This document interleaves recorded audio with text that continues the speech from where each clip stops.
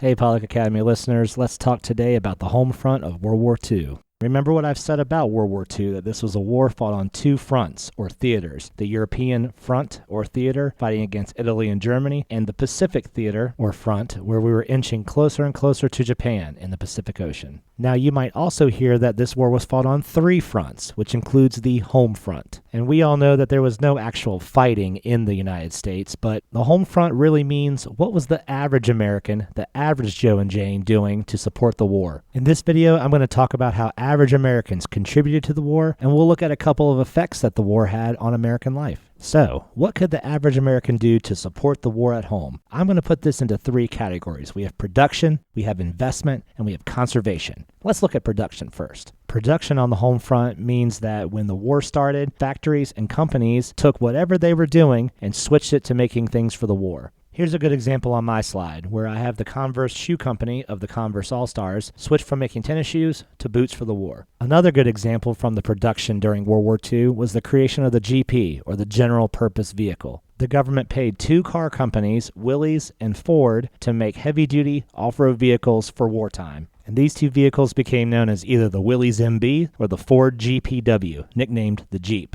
And after the war, this car design was so popular, it evolved into the Jeep brand that we know today, of the Cherokee and Wrangler. And today we still see an example of production during times of crisis, when we had Ford stop making cars for a short while to make masks and ventilators and other personal protective equipment for the COVID-19 pandemic. Next, let's talk investment. Investment during wartime basically just means donating money to the war. And the government got Americans to donate money to the war by offering war bonds. These war bonds were similar to a savings bond, where the idea is if you donate now, you'll be able to cash it in for more money later. And during the World War II years of the early 1940s, the government raised over $180 billion through war bonds. They even marketed war bonds to children, through celebrities and even cartoon characters. Look at Bugs Bunny getting into the mix. Now on to conservation. This was huge for the home front. This was something that many Americans rallied around because if you simply sacrificed something in your daily life, you were seen as supporting the country during war. This was done through a process called rationing. And the concept of rationing is simple. You basically make do with what you have. And to get average Americans to ration, the government would send monthly ration books to your house.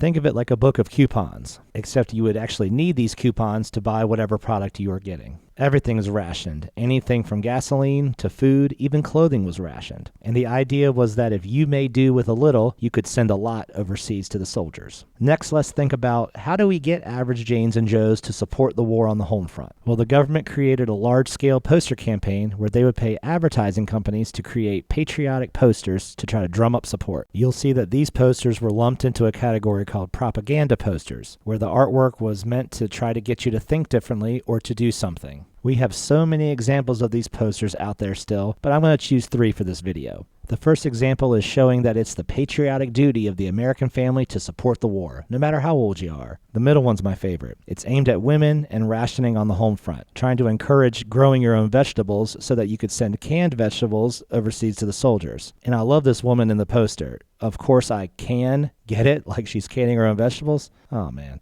And the last example shows that how sometimes these posters could be pretty intense, where the artist was using scary scenarios or scary situations in order for you to support the war. And this artist is saying that if you waste gas or don't conserve gas, then you're obviously supporting Hitler and the Axis powers. Now let's move on to some of the effects of the war on American life. First, I'll mention race relations during World War II, where we see a little bit of progress. As so many men were needed for war, we're going to see that there are so many jobs available in these factories. And we see that Executive Order 8802 prohibited hiring discrimination in these factories. We even see those posters again trying to rally around African Americans to join these wartime industries. But once they got into those jobs, segregation, discrimination, and unequal pay just picked right back up. But we're going to see that African Americans during wartime are going to continue the conversation towards civil rights in the decades after the war. The last topic of this video is going to be about the war's effect on women and gender roles. As I've said, there were so many jobs available during wartime that from 1941 to 1945, women in the workplace increased by 119%, where about 5 to 6 million women took jobs in these defense industries and factories. This leads to a drastic change in the roles of women and work in America. And I'm sure you've seen the most famous of these propaganda posters targeted towards women, and that is the fictional character of Rosie the Riveter.